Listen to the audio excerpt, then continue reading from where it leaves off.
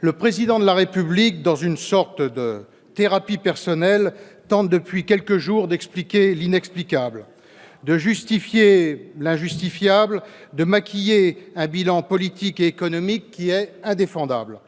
La France va mieux, nous dit-il. En d'autres temps, nos compatriotes auraient pu sourire, voire rire d'un beau mot d'un président complètement en apesanteur. Mais ils n'ont plus envie de rire. Ils n'ont plus envie de rire au spectacle pathétique d'un pouvoir exécutif en perdition. Je sais qu'au fond de vous-même, vous en avez conscience. C'est d'ailleurs, je l'admets, à votre honneur de rester loyal à un président si impopulaire. Le président de la République vient, pour la 4e fois en un an, de faire le choix d'utiliser l'article 49.3 de notre Constitution, donc de violenter sa propre majorité ou, permettez-moi de le dire, ce qu'il en reste. Jean-Marc Ayrault n'a pas démérité au regard de votre propre bilan. Lui n'a jamais eu recours à l'article 49.3.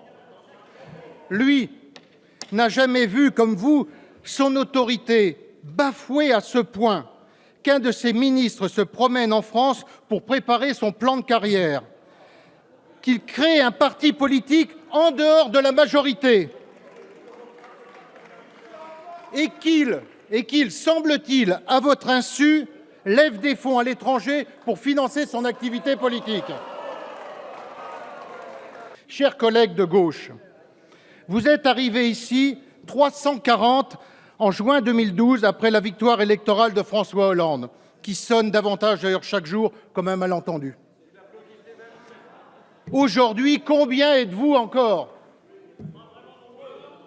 Dans quel état se trouve le groupe socialiste, qui aurait dû être la véritable colonne vertébrale de la majorité? Il en est, le groupe socialiste, devenu le fossoyeur. L'arithmétique est brutale.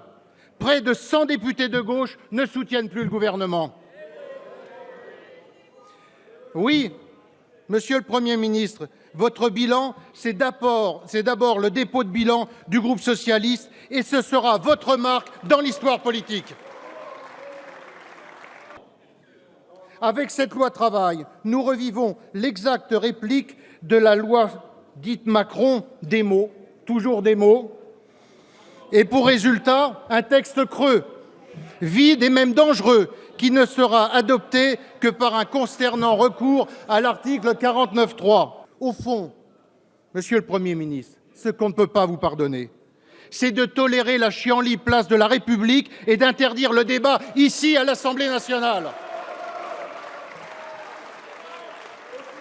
Vous parlez d'un texte de compromis. C'est faux, c'est un texte de petite compromission.